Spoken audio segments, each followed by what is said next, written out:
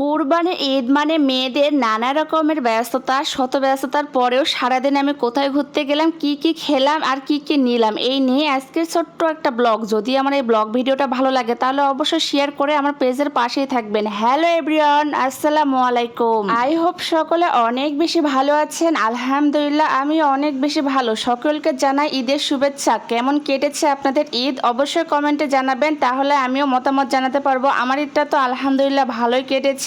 ঈদের দিন নানা রকমের কাজের ব্যস্ততা থাকার কারণে ঈদের দিন আর ঘুরতে বের হতে পারেনি। এই ব্লগটা হচ্ছে ঈদের পরের দিন, তো আমার পুরো ব্লগটা অবশ্যই না টেনে দেখবেন। আশা করি এই ব্লগ ভিডিওটা ভালো লাগবে। প্রথমেই আমি বাসা থেকে বের হই, আমরা দুইজনে হাজব্যান্ড ওয়াইফ বের হয়েছি বাইক ট্যুর দিব আজকে। এই জন্য প্রথমে আমরা মিষ্টির দোকানে যাই। এখানে 2 কেজি মিষ্টি ও 2 কেজি দই নেই। আমার নানার বাসা ও আমার বাবার বাসায় যাই, ওখানে আমরা দুপুরের লাঞ্চটা শেষ করে নিই। দুপুরের লাঞ্চ শেষ করে আমরা বেশ কিছুক্ষণ রেস্ট নেই। রেস্টের পরে আমরা হাজব্যান্ড ওয়াইফ বাইক নিয়ে চলে যাই ঘোরাঘুরির জন্য। প্রথমে আমরা কয়লা খনির উদ্দেশ্যে বের হই। এই তো কয়লা খনি, প্রথমে আমরা এখানে জলপ্রপাতের কাছে এসেছি। কয়লা খনির ভেতরে যেহেতু সাধারণ মানুষের প্রবেশ নিষেধ, এই জন্য আমরা বাইরে থেকে কিছু কিছু ভিডিও ক্লিপ নেই। এই তো তারপর আমরা এখানে বেশ কিছুক্ষণ বসেছিলাম, তালের শ্বাস খেয়েছি। কয়লা খনির মধ্যে জলপ্রপাতটা দেখতে অনেক বেশি সুন্দর হয়, আর এখানে পানির অনেক বেশি শব্দ। যদি সামনে থেকে ভিডিওটা করতে পারতাম তাহলে অনেক বেশি ভালো লাগতো।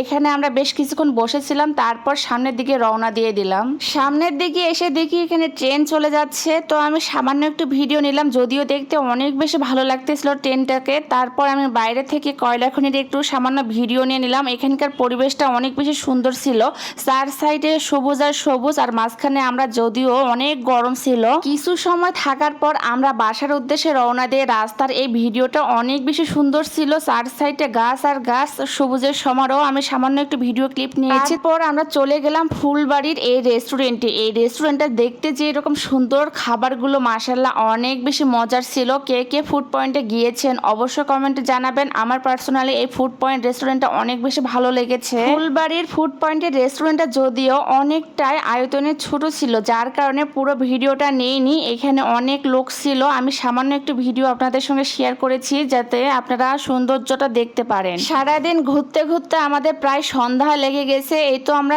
দুইজনে অর্ডার দেই খাবারের, তারপর এই তো ছোট্ট ছোট্ট ভিডিও ক্লিপ নিচ্ছিলাম। এখানে আমি বেশ কিছু ছবি উঠিয়েছি, আর ছবিগুলো অনেক সুন্দর এসেছে। এই গরমে কলিজা প্রাণ ঠান্ডা করার জন্য প্রথমে আমি কোল্ড কফি অর্ডার দিই। তারপর এখানে আমার ক্রিসপি চিকেন ফ্রাই ও পটেটো ফ্রাই চলে আসে। যেহেতু আমরা হালকা নাস্তা করব, এই জন্য এগুলোই অর্ডার দিয়েছিলাম, আর খাবারগুলো মাশাআল্লাহ অনেক বেশি ভালো ছিল। আমরা খাবার শেষে সরাসরি বাসায় চলে আসি। আমাদের মোটামুটি রাত 9টা বেজে গিয়েছিল। তো আমার ফুল ভিডিওটি কে কোন জেলা থেকে দেখতেছেন অবশ্যই কমেন্টে জানাবেন। ভালো লাগলে বেশি বেশি করে শেয়ার করবেন। আল্লাহ হাফেজ।